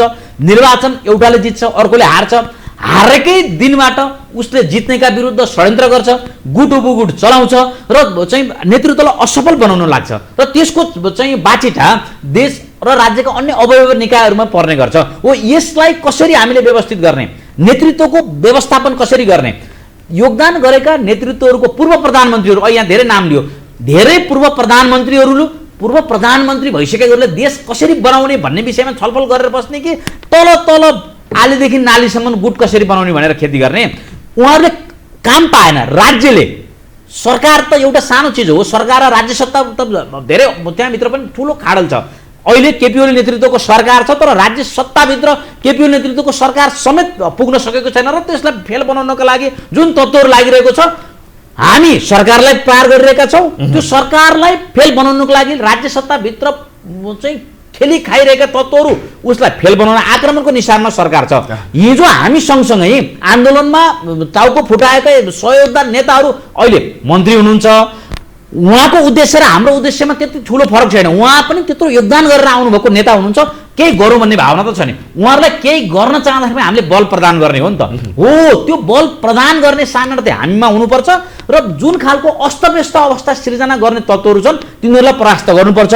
राजनीतिक दलभित्रको शुद्धता, शुद्धिकरण, राजनीतिक दलहरूमा पनि दलहरूमा चाहिँ दलालहरू हाबी हुने खतरा छ। यो दलालहरूको हलाल राजनीतिक दलभित्र गर्न सकेन भने फेरि देश त बेहाल भइ नै हाल्छ। त्यो दायित्व पनि हाम्रो काम छ। हामीले व्यवस्था परिवर्तन गरिदिउँ, गणतन्त्र ल्याइदिउँ। अब हाम्रो दायित्व पुग्यो होइन। विभिन्न निकायहरूमा, स्थानीय सरकारहरू, विभिन्न सरकारहरू मार्फत पनि चाहिँ काममा जनताको बिचमा भ्रष्टाचार मलाउने कुराहरू पनि नभएको हो भनेर अहिले हामीले ठाडै मन्त्रीलाई नै भ्रष्टाचारी भनिदिने। तर त्यहाँभित्र के भएको छ हामी नबुझ्ने। कोही पनि व्यक्ति देशमा कुर्बानी गरेर चाहिँ त्यो पदमा पुगेको व्यक्ति त्यहाँ पुग्ने भ्रष्टाचार गरौँ भने त चिताउँदैन नि त, चाहँदैन नि त। भ्रष्टाचार यदि कसैले कुनै मन्त्री आज 1 रुपियाँ पनि भ्रष्टाचार गरेको छ भने यो ठाउँमा बस्नै सक्दैन थियो क्या। उहाँहरूले कठालोमा समातेर टुनी खेल्ने झुन्नै हाल्नुहुन्थ्यो नि। हामीले त्यो पनि त्यही गर्थ्यौँ। तर हल्ला पिटाउनु भएन, तथ्यमा जानु पर्यो। अबको बाटो के हो? अब अगाडि बढ्नुपर्ने बाटो के हो? अब जसरी प्रधानमन्त्री राजीनामा खोजेको थियो, प्रधानमन्त्री राजीनामा दिएनन्, अझै पनि दिन उहाँ तयार छैनन्, अझै पनि उहाँ चाहिँ समर्थन फिर्ता ल्याऊ भनेर कराइराख्नु भएको छ। अथवा ठाउँमा खोज्नु पर्यो क्या राजीनामा त कहीँ खोजेकै छैन अहिलेसम्म। अब कुरा के हो भन्नुहुन्छ भने नेपाली काङ्ग्रेसले निर्णय नै गरेर प्रधानमन्त्रीको राजीनामा माग्ने खालको निर्णय भयो केन्द्रीय समितिबाट। 2-3 दिनलाई होइन 2-3 दिनलाई भन्न खोजेँ होइन, मैले भन्न खोजेँ निर्णय के भयो भन्ने खालको कुरा मात्रै गर्न खोजेँ। त्यो निर्णय किन भयो त भन्दा प्रधानमन्त्रीले जुन खालको बाटोमा उहाँ हिँडिराख्नु भएको छ, जस्तो संसदै विघटन गर्नुभयो, संविधानभन्दा बाहिर गएर विभिन्न अध्यादेशका नाममा उहाँले राजनीतिक नियुक्तिहरू संवैधानिक निकायहरूलाई आफ्नो सरकारको छाया जस्तो बनाइराख्नु भएको छ। अनि अनेक निकायहरू जो फ्री एन्ड फेयरका हिसाबले काम गर्नुपर्ने जो संस्थाहरू छन्, जो निकायहरू छन्, उनीहरूलाई पनि सरकारको छायाका रूपमा उहाँले रूपान्तरण गर्न खोज्नु भएको छ। एउटा कुरा त्यो। अर्को कुरा चाहिँ अहिले अस्ति मात्रै हामीले हेऱ्यौँ केही व्यापारीहरू होइन, उहाँहरूको त पार्टी कार्डले अहिले एकजना व्यापारीले दिनुभयो भन्ने हल्ला छ मार्केटमा। कुरा के हो थाहा छैन मलाई, तर त्यो कुराको पनि त सोधी खोजी त हुनु पऱ्यो नि। कुनै पार्टीले केही निश्चित स्वार्थका लागि नेपालको देशको आफ्नो नीतिगतै रूपमा त्यो नीतिगत भ्रष्टाचार भने त झन् ठुलो कुरा हो नि त। त्यसैले यो खालको गतिविधि भइरहेछ कि भन्ने खालको कुरा पनि छ। मुख्य कुरा चाहिँ उहाँको अहिलेको सङ्घीय लोकतान्त्रिक गणतन्त्रप्रतिको जुन बाटोमा हिँड्नुपर्छ सरकार, त्यो बाटोमा नहिँडेका कारणले विकल्प खोज्नु पऱ्यो भन्ने कुरा हो। नेपाली काङ्ग्रेसले त्यो निर्णय पनि गर्यो, तर नेपाली काङ्ग्रेससँग अहिले गणित नभएको कारणले यो अहिलेको खिचनतानी भइरहेको कुरा हो। अब हिजोको सजिलो बाटो चाहिँ के हुन्थ्यो? सबैभन्दा सजिलो बाटो त वास्तवमा अब यहाँ मार्फत आम जनतालाई पनि यो कुरा अनुरोध गर्न चाहन्छु म। संविधानको बाटोबाट संसद विघटन भएर मध्यावधिमा जाने भनेको कुरा त प्रतिपक्षलाई लागि त सुनौलो अवसर हो नि त, हो नि। तर नेपाली काङ्ग्रेसले विरोध किन गर्यो भन्दा संविधान त भएन, संविधानको रक्षा पहिलो कुरा भयो, त्यसपछि पिरियडिक इलेक्सनमा जाउँला। अब परिस्थिति कस्तो बनाउँदैछ भने अहिलेको सरकारले संसदलाई पनि बिजनेस नदिने, संसद पङ्गु जस्तो बनाइदिने भनेपछि बाटो यो काहीँ यताउता यो बाटो हेर्दा अर्को विकल्प पनि नदेखिने। त्यो स्ट्यान्डमा हिजोका जो प्रधानमन्त्रीले गरेका कदमका विरुद्धमा उभिएका दलहरू थिए, केही दलभित्र समस्या देखियो र उहाँहरू त्यो स्ट्यान्डमा बस्न नसक्ने हो भने त अब अर्ली इलेक्सन होला, त्यही बाटो चाहिँ सबैभन्दा राम्रो होला जस्तो लाग्छ। भन्नाले केपी ओलीले नै अर्ली इलेक्सनको लागि चाहिँ अब उहाँले त इलेक्सन गर्नुहुन्छ जस्तो त लाग्दैन, किनभने उहाँ पार्टीभित्रको सानो समस्याले चाहिँ संसदै विघटन गरिदिने, संविधानमा मलाई अप्ठ्यारो पऱ्यो भने संविधानै खारेज गरिदिउँ भन्ने खालको सोचाइ उहाँको छ कि भन्ने खालको होइन। ताजा जनादेशमा जाने भन्ने कुरा त संविधान त जानु पऱ्यो नि त। यो संविधानलाई अहिलेलाई एकछिनलाई यो बिर्सिदिउँ, त्यसपछि चाहिँ ठिक ट्र्याकमा जाउँ भन्ने खालको कुरा त भएन नि। त्यो भावनाले यो बाटोलाई गाँठो फुकाउनका लागि चाहिँ अब राष्ट्रिय सहमति निर्माण हुन आवश्यक छ। त्यो राष्ट्रिय सहमति निर्माण भयो भने चाहिँ देशले यो गन्जागोलबाट उन्मुक्ति पायो भने त्यसपछि राम्रो त्यो सहमतिमा केपी ओली अट्छ कि अट्दैन? किन नहट्नु? राष्ट्रिय सहमतिमा त सबै अटिहाल्नुहुन्छ नि। त्यो बाटो चाहिँ निर्माण हुनुपर्छ भन्ने कुरा हो। हामी विधिको कुरा गर्छौँ, लोकतन्त्रको कुरा गर्छौँ। सबैभन्दा ठुलो दलको नेता कमरेड केपी ओली हुनुहुन्छ, अहिले पनि संसदको सबैभन्दा ठुलो दलको नेता। संसदलाई बिजनेस नदिने, संसदलाई पङ्गु बनाउने र संसद विघटनसम्म पुर्याउने प्रमुख सूत्रधार र त्यसको पात्र भनेका सम्मान्य सभामुख अग्नि सापकोटा हुनुहुन्छ। उहाँहरूले एउटा चाहिँ गुरिल्लाको रोल उहाँ त हिजो त गुरिल्ला नै हुनुहुन्थ्यो, केही छैन, तर उहाँहरू गुरिल्लाबाट संसदको सभामुख भइसकेपछि पनि त्यो रोलभन्दा माथि उठ्न सक्नु भएन। माओवादीको बारेमा धेरै कुरा गर्न आवश्यकै छैन। ऊ हिजो हतियारमा अडेको थियो, पछि काङ्ग्रेसको आड लाएर टिक्यो, पछि एमालेको आड लाएर टिक्यो। ऊ अर्को दलमाथि भरोसा 8 वर्ष राख्दै टिक्दै देशको राजनीतिलाई अस्थिर बनाउने उसको उद्देश्य थियो। त्यो उद्देश्य हिजो हामीले पनि बुझ्न सकेनौँ। हामीले पनि हिजो सम्मान्य प्रधानमन्त्री हामीले प्रश्न गरेका थियौँ, माओवादीसित मिले पछाडि यो माओवादी ठिक ठाउँमा आएकै थिएन, यो त राजनीतिक दलको रूपमा विकास भएको थिएन, किन अहिले मिलियो भन्दाखेरिमा यहाँभित्र पनि गलत प्रवृत्तिहरू त्यसलाई निल्न सक्नुपर्छ, राम्रोसँग मिल्नुपर्छ। सम्मान्य प्रधानमन्त्रीज्यूले यही भन्नुभएको थियो, गलत चिजहरूलाई निल्न सक्दा देश निलो बन्ने थिएन, देश ठिक ठाउँमा बस्ने थियो, तर हामीले त्यो बुझाउन सकेनौँ। अब पनि अहिले काङ्ग्रेस, माओवादी र एमाले फेरि अहिले यो त्रिपक्षीय खेलमा जसरी हिजो राजनीतिलाई अस्थिरता बनाउनको लागि त्रिकोणात्मक खेल चल्यो, अहिले फेरि अब चाहिँ हिजो चाहिँ प्रचण्ड र चाहिँ देउबाको एक खालको उहाँ हन्ड ठक्कर खाइसकेर देउबाले एउटा नयाँ ढङ्गले राजनीतिक रूपले अडान लिएर अगाडि बढ्नुहुन्छ भन्ने हामीलाई विश्वास छ। प्रमुख प्रतिपक्षी दलले पनि एउटा आफ्नो धर्म छोड्नु हुँदैन, यहाँभित्र खेल्ने कुरा होइन। जे होस्, अब सरकार छ, सरकार ठिकठाकले अगाडि बढिरहेको छ। कसैका सपनाहरू अब कार्की ब्याङ्केटमा बसेर भोज खाने अध्यक्ष लेख्नेहरूका सपनामाथि चाहिँ हावाले उडाएको छ उहाँहरूको सपना। उहाँहरू रातारात प्रधानमन्त्री बन्ने योजना थियो, उहाँहरूको आफ्नो योजनामाथि चाहिँ बलात् हमला भएको पनि उहाँहरूलाई परेको छ र उहाँहरू बौलाउनु भएको छ। तर उहाँहरूले बौलाएर चिच्याएको आधारमा देश खत्तम भएछ भनेर हामीले धारणा नगरौँ। देश ठिक छ, देश सही ढङ्गले अगाडि बढ्दैछ। प्रधानमन्त्रीमाथि नैतिकताको प्रश्न पनि जोडेर आइरहेको छ। प्रधानमन्त्री त नैतिकवान हुनुहुन्छ, नैतिकताको प्रश्न कसरी, के कारण नैतिकताको प्रश्न? उहाँले संसद विघटन गर्नुपर्ने अवस्था सिर्जना भयो, संसद विघटन गर्नुभयो। संसद विघटन गरेको विषयलाई सम्मानित सर्वोच्च अदालतले पुनर्स्थापना गर्थ्यो, त्यसलाई बोकेर उहाँहरू निर्णय कारण अगाडि बढिरहनु भएको छ।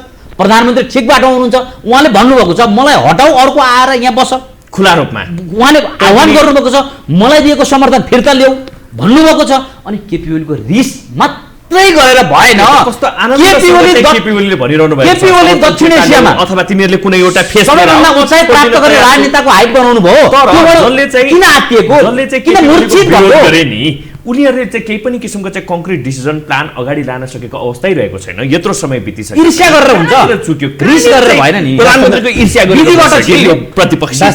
वास्तवमा समस्या के छ भने हाम्रो संविधानको जो खिलाफमा चाहिँ प्रधानमन्त्रीले कदम चाल्नुभयो, त्यसका विरुद्धमा एक खालको माहौल संसदभित्र रहेका शक्तिहरूको पनि एक ठाउँमा उभिने खालको परिस्थिति बन्यो। तर त्यो बनिसकेपछि अहिलेको हाम्रो दलीय व्यवस्था चाहिँ कस्तो छ भन्नुहुन्छ भने पार्टीमा 40% पुर्याउन नसक्ने बित्तिकै तिनको हैसियत स्वतन्त्र हुने होइन। अनि पार्टीभित्र उहाँको जुन शक्ति, जुन सङ्ख्या छ, जुन गणित छ प्रधानमन्त्रीको, त्यो सङ्ख्यालाई चाहिँ अहिले अर्को जोडजाड गरेर सङ्ख्या बनाउन सक्ने अवस्था छैन। अब उहाँहरूभित्रै भएका जो गणितको सङ्ख्याभित्र रहेका नेताहरू छ, उहाँहरू सबैभन्दा बढी विरोधमा हुनुहुन्छ भनेपछि त्यहाँभित्र रहेर उहाँहरूले संसदमा त्यो इन्डिपेन्डेन्ट रोल पनि खेल्न सक्ने अवस्था छैन। खास बिग्रेको चाहिँ कुरा के हो भन्नुहुन्छ भने हाम्रो दलीय व्यवस्थाको जुन खालको ऐन नियम बन्यो, त्यो दलीय व्यवस्थामा हिजो अस्थिरता भयो नि त, पार्टीहरू विभाजन हुने, दुनियाँ धेरै खालका गतिविधि भए, त्यो कुरालाई रोक्नलाई चाहिँ यो ऐन नियम बन्यो। तर त्यही ऐन नियमलाई टेकेर चाहिँ पार्टीभित्र तानासाहरू बन्ने हुन् कि भन्ने खालको डिबेट अहिले चलाइरहेछन्। त्यसैले मैले भन्न खोजेको कुरा के हो भने केपी अहिलेको प्रधानमन्त्रीज्यू केपी शर्मा ओलीज्यूले जे खालको गतिविधि, जुन खालको वक्तव्य उहाँहरूले दिइराख्नु भएको छ, समर्थन फिर्ता लैजाऊ, मलाई हटाऊ भन्ने खालको कुरा जो गर्नुभएको छ, त्यो कुरा अर्को विकल्प तयार नभएका कारणले यो समस्या भएको हो। सर, केपी ओली मात्रै हो भिलेन अथवा चाहिँ हाम्रो सिस्टममै त्यहाँनिर केही खोट छ? होइन, अब कुरा यस्तो छ हेर्नुहोस्, हामीले हाम्रो नजरबाट हेर्ने हो भने चाहिँ नेकपा जुन खालले चमत्कारिक हिसाबले एक भयो, 2/3 मत प्राप्त गर्यो। अब जनतालाई दुई खालको कुरा थियो, एउटा आशावादी थिए जनताहरू कि अब साँच्चीकै 2/3 आयो, स्थिरता हुने भयो, एउटा खालको कोर्समा त देश जाला नि त, अझ आफूलाई कम्युनिस्ट भन्ने पार्टीहरूले त वेलफेयर स्टेटको कुरा, सामाजिक सुरक्षाको कुरा, अझ विकास निर्माणको कुरा, साँच्चीकै केही नयाँ कुरा आइहाल्छ कि भन्ने खालको एउटा आशा पनि 5,000 पुर्याइदिन्छु भनेर त्यही त। अब यो त चुनावको कुरा आइरहेछ नि त, त्यसैले यो वक्तव्यबाजी गर्ने कुरा एउटा खालको कुरा भयो, तर जनतामा साँच्चीकै आशा पनि थियो। त्यो मत आइसकेपछि त एउटा खालको स्थिरता भयो, अब केही डिस्टर्बेन्स छैन, प्रतिपक्षले पनि खासै डिस्टर्ब गर्ने अवस्था छैन भनेपछि त्यो खालको जो आशा जनतामा थियो त्यो निराशा भयो। त्यसैले अबको बाटो चाहिँ मुख्य गरी चाहिँ कुरा के हो भन्नुहुन्छ भने अबको बाटो येन तेन जे कुरा जति कुरा घुमाए पनि कुरा चाहिँ के हो भन्नुहुन्छ भने वैधानिक हिसाबले छिटोभन्दा छिटो राष्ट्रिय चुनावमा जानुपर्छ भन्ने कुरा। चुनावमा जाने तपाईँले भन्नुभयो केपी ओली भिलेन हो, त केपी ओली हिरो हो, केपी ओली हिरो हो, अरू सबै भिलेन भए। सही बाटोमा हिँडिरहेको देश निर्माणको लागि अगाडि बढेको एउटा योद्धालाई लखेट्न लागि, अपदस्थ गर्नका लागि सबैको गठजोड बन्यो, तर पनि उपाय लाग्छ, जनताले यो कुरो बुझेका छन्। त्यसै बा भएका होइन, गार्जियनशिप लिएका छन्। मलाई यसो भनिरहँदा पनि ओलीको पक्षमा बोल्ने, व्यक्तिको पक्षमा बोल्ने व्यक्तिवादी भनेर भन्न सक्नुहुन्छ यो टेलिभिजन हेरिरहनु भएकोहरूले, तर सत्य के हो भने ओली त विधिद्वारा स्थापित व्यक्ति हो। विधि भने के त, त्यसभन्दा एउटा कुनै अमूर्त चिज आएर बस्ने हो त? भोलि ओली हटिसकेर आउने व्यक्तिले पनि एउटा सही काममा गएर अगाडि बढ्दा यसरी लुस्ने टोक्ने काम गर्यो भने त कोही पनि नेता देशमा सफल हुँदैन। नेतृत्वलाई सफल बनाउनको लागि आर भरोसा र हामी सबैको एकदमै अन्त्यतिर आइरहेका छौँ। अब अलिकति कन्क्लुजनतिर जाउँ होइन। नेपालीहरूको नियति सधैँ यस्तै हो, जो आए पनि नेपालीको नियतिमा, नेपालीको भाग्यमा चाहिँ परिवर्तन नहुने आशा छ। नेपालीको भाग्यमा परिवर्तन नहुने होइन, नेपाल हिजो के थियो त्यो बिर्स्यौँ। हिजो विभिन्न खाले हन्ड ठक्करहरू खाएर यो ठाउँसम्म आइपुगेको छ र अहिलेको राजनीतिक नेतृत्वले अब देशलाई अगाडि विकासको मार्गमा अगाडि बढाउन खोजिरहेको छ। सही बाटोमा अगाडि बढाउन खोजिरहेको नेतृत्वलाई साथ दिउँ, सहयोग गरौँ, राजनीतिक दलहरूभित्र शुद्धिकरण चाहिँ ल्याउँ, दललाई ठिक ठाउँमा राखौँ, राजनीतिक दललाई सही ठाउँमा राखे पछाडि देश ठिक ठाउँमा पुग्छ। एकदमै प्रेम सर, मेरो यही प्रश्न यहाँलाई, नेपालीको नियति, नेपालीको भाग्य यही हो। वास्तवमा हामी कहाँ अलिकति सामाजिक कन्ट्रोभर्सी छ। मुख्य कुरा त के भने हामी लोकतन्त्र भन्छौँ, लामो समयसम्म लोकतन्त्रका लागि लड्यौँ पनि, 3-4 पुस्ता लोकतन्त्रका लागि लड्यो देशमा, तर त्यो लोकतन्त्रलाई भित्रैदेखि आत्मसात गर्ने खालको वातावरण चाहिँ लिडरसिपले पनि देखाएन र सामाजिक मनोविज्ञान पनि त्यो भएन। अहिले अघि आरसीले कुरा उठाउनु भयो, केपी बा एकदम चर्चित सबै हिरो भन्नुभयो। हामी के खालको परिकल्पना गर्दैछौँ त? विधिले, कानुनले, त्यो परिधि, त्यो चाहिँ वातावरणले, त्यो खालको एउटा सिस्टममा देशलाई छिराएर लिडरसिप गर्ने खालको कुरा गर्दैछौँ कि कोही एक व्यक्तिलाई विश्वास गरेर आदर्श पुरुष राम जस्तो त्यो खालको परिकल्पना गर्दैछौँ त हामी। त्यसैले मुख्य कुरा के हो भने विधिद्वारा स्थापित मान्यतालाई चाहिँ अगाडि बढाएर त्यो विधिमा रहेर लिडरसिप गर्ने खालको कुरा भयो भने त्यसले चाहिँ देशलाई निकास पनि दिन्छ। विधिद्वारा स्थापितको शिरछेदन गर्नु हुँदैन। शिरछेदन जो विधिद्वारा जो आउँछ उसलाई बलियो बनाउनु पर्छ। बिचमै शिरछेदन गर्दा त फेरि दुर्भाग्य त निम्तिहाल्छ। त्यसमा त यस्तो नि त, विधिद्वारा स्थापित लिडरसिपले के गतिविधि गर्दैछ भन्ने चेक एन्ड ब्यालेन्स त भइहाल्छ नि। सही छ, मेरो लिडरसिपले गरेको हरेक चिज चाहिँ ठिक छ भनेर भन्नु पनि पो गलत हो कि? सही गरुन्जेल भन्ने, गलत गरेछन् गलत भन्ने। माधव कौरले ठिक गरुन्जेल म ठिक गरेँ भन्थे, माधव कौरले अहिले बेठी गर्नु मैले बेठी गरेँ भनिरहेको छु। अब एउटा अन्तिम प्रश्न है, युवाहरू चाहिँ कहिलेसम्म यो चाहिँ दलगत छातामुनि अटाइरहने, कहिलेसम्म चाहिँ यो चाहिँ झन्डा बोकेर चाहिँ पछाडि पर्ने? नेपाली जनताको लागि त्यत्रा मुद्दाहरू छन्, ती मुद्दाहरूमा चाहिँ युवाहरू, तपाईँहरू जस्ता शक्तिहरू एक कहिले पनि नहुने, खालि एक अर्कामा आरोप प्रत्यारोप गर्नलाई मात्रै यिनीहरू चाहिँ देखा परे। नेपाली जनता पेट्रोलकै कुरा गर्नुहोस्, डिजलकै कुरा गर्नुहोस्, यत्रो बढिरहेको छ, त्यसमा चाहिँ यिनीहरूले केही पनि बोल्नेवाला छैन। जनताको जनहितको लागि केही पनि बोल्दैनन्, खालि आफ्नो पार्टीको व्यक्तिगत स्वार्थ, अझ माओ पार्टीको व्यक्तिगत स्वार्थको लागि मात्रै यिनीहरू बोल्छन् भन्ने आरोप तपाईँहरू दुवैजनालाई। हामी यो जीवन र जवानी देश र जनताको नाममा समर्पण गरेका छौँ। हामी यहाँ केही लिनु छैन, हामी आफू जलेर देशमा रापताप र प्रकाश छर्न चाहन्छौँ। हामीले हाम्रो जीवनको आधा अंश कहिले चाहिँ राजाको विरुद्ध त कहिले आयल निगम, तपाईँले पेट्रोलको कुरा गर्नुभयो, मूल्य वृद्धिको विरुद्ध हामीले नारा धेरै उचाल्यौँ, धेरै रेलिङ फाल्यौँ, तर पछि स्वचालित मूल्य प्रणाली भनियो। कतिपय अवस्थामा शासन व्यवस्था चाहिँ परिवर्तनको लागि हामीले भूमिका खेल्यौँ, अब हामीले विकास र समृद्धिको लागि रोल खेल्नुपर्ने छ, त्यो एउटा विषयवस्तु रह्यो। तर युवाहरू राजनीतिक नेतृत्वको कुनै दलको पछुवा मात्रै बन्ने हो यसो भन्नुहुन्छ, देखाइदियो त्यस्तै सत्ताको भर्याङ होइन। अहिले हामीले यो कुर्बानी गर्ने बेला हो, योगदान गर्ने बेला हो। हिजो कमरेड केपी ओली गोलघरमा बसेर आउनुभयो नि त, हिजो नै उहाँ प्रधानमन्त्री हुने अवस्था थिएन, गोल गर्न बसेर व्यवस्था परिवर्तनको लागि लाग्नु पर्यो। अहिले हामीले जब यो आन्दोलनमा सम्मिलित गर्दै जाँदा अनुभव र योग्यता हासिल गर्छौँ, त्यस पछाडि फेरि हामीले चाहिँ बागडोर हातमा ल्याउने बेला त्यही जनताको मनोभावना सम्बोधन हुने गरी हामी काम गर्छौँ नि त। हामी राजनीतिक दलले गलत गर्दा पनि सही गरे भन्दैनौँ, भन्नु हुँदैन। भन्यो भने हामीले तपाईँलाई खबरदारी गर्नु। वास्तवमा यसमा अलिकति मेरो क्रिटिकल कुरा छ। कुरा के छ भन्नुहुन्छ भने हिजो राजनीतिक कुरा थियो, धेरै कुरा के थियो भने राजनीतिक परिवर्तनका लागि युवा शक्तिहरू लड्नुपर्ने, फ्रन्ट लाइनमा आउनुपर्ने, विद्यार्थी शक्तिहरू आउनुपर्ने अवस्था थियो। त्यो बेलाका लागि त्यो उपयुक्त नै हो। सत्ताको भर्याङ भन्नुहोस् अथवा आन्दोलनको परिवर्तनका लागि लडेको कुरा ठिक हो। तर अहिले म भन्दैछु, अब अहिलेको अवस्था चाहिँ के हो भन्नुहुन्छ भने विद्यार्थी शक्तिले विद्यार्थीको हक हितको कुरा, विद्यार्थीको थुप्रै समस्या छन् नि। शिक्षामा जति समस्या त केहीमा पनि छैन वास्तवमा हेर्ने हो भने। शिक्षालयभित्र चाहिँ राजनीति छ, तर शिक्षाका लागि राजनीति छैन। त्यसैले मैले भन्न खोजेको कुरा के हो भने हामी युवाहरू हुन त हामी मातृ पार्टी सरकारमै भए बेला पनि जनतासँग जोडिएका पेट्रोलियम पदार्थको मूल्य वृद्धि, महँगी नियन्त्रण यस्ता सवालमा हामी बोलिरहेकै हो, अहिले पनि बोलिरहेछौँ। यद्यपि तर जुन खालको होइन, मैले भन्न खोजेको कुरा के हो भने देशलाई त्यो सिस्टममै हाल्न सकिएन कि नीतिगत रूपमा त्यो खालको बाटोमा जबसम्म छिर्दैन तबसम्म त यो भइरहन्छ। जस्तो आधा गर्ने ठाउँ छ, म भन्दैछु। जस्तो पेट्रोलियम पदार्थको मूल्य वृद्धिका विषयमा लामो समय लडियो, स्वचालित भन्ने बनाइयो, तर 15 दिनमा रिभ्यू गर्नु पर्यो र 15 दिनमा दुईचोटि बढाउँछ हेर्नुहोस् अहिले। त्यसैले यो खालको जो सिस्टमभित्रै करप्सनको कुरा जो बढाएको छ त्यो कुरालाई नियन्त्रण गर्न जरुरी छ। म आशावादी छु कि देश यस्तै भड्कालोमा यस्तै खालको गतिविधिमा जसलाई जे मन लाग्यो त्यो गर्ने खालको विधि नभइकन चल्ने खालको अवस्था नरहला। एक हुन्छ अब यो आन्दोलनका कुरामा कांग्रेस र कम्युनिस्ट भनेर नछुटिकन नेपाली जनताको लागि एक हुनु पर्यो, एक भएर देखाइदिनु पर्यो भन्ने सहकार्य गर्ने कुरा त विगतमा पनि भएकै हो। जस्तो 62-63 आन्दोलन अथवा मेजर आन्दोलनहरू जो भए बिचमा त्यसमा संयुक्त रूपमा आन्दोलनमा अगाडि बढेको कुरा त सबै जनता हिजो एक भएर हामीले आन्दोलन गऱ्यौँ, उपलब्धि हासिल गऱ्यौँ। अब पनि फेरि हामी एक हुन्छौँ। जनताले हरेक राजनीतिज्ञको गतिविधिलाई नजिकबाट निहाल्नुपर्छ, ठिक गर्नेलाई ठिक गर्यो भन्न सक्नुपर्छ, गलत गर्नेलाई सक्दा कठालो समात्ने नैतिक ताकत पनि जनतासँग हुनुपर्छ, कायम राख्न सक्नुपर्छ। हजुर आशिष सर, प्रेम सर, धेरै धेरै धन्यवाद हाम्रो स्टुडियोमा आइदिनु भयो। यो समसामयिक विषयवस्तुमा आफ्ना विचारहरू राखिदिनु भयो। 78 साल शुभ रहोस्, नेपालको लागि समृद्ध रहोस्, राजनीतिक स्थायित्व कायम होस्, त्यति नै छ अपेक्षा। धेरै धेरै धन्यवाद यहाँ। धेरै धेरै धन्यवाद यहाँलाई। सुखी नेपाल, समृद्ध नेपाल हाम्रो चाहना, यो पुरा होस्। नयाँ सालको सबैलाई पुनः शुभकामना। यहाँलाई पनि यो अवसरका लागि धेरै धन्यवाद दिन चाहन्छु र यहाँको टेलिभिजन हेरेर बस्नुभएका सबै आदरणीय महानुभावहरूमा हार्दिक शुभकामना व्यक्त गर्न चाहन्छु।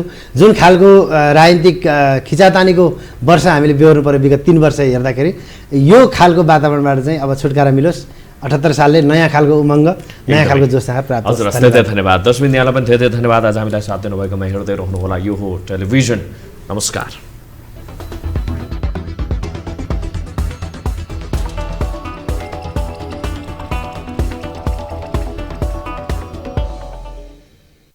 विशेष सन्दर्भको साथमा Pashupati kitchen homes private limited, Mitra park, Chabahil. नेपालकै सबैभन्दा ठुलो फलामे छड उत्पादक कम्पनी अम्बे स्टिल्स, जे बन्छ दिगो बन्छ।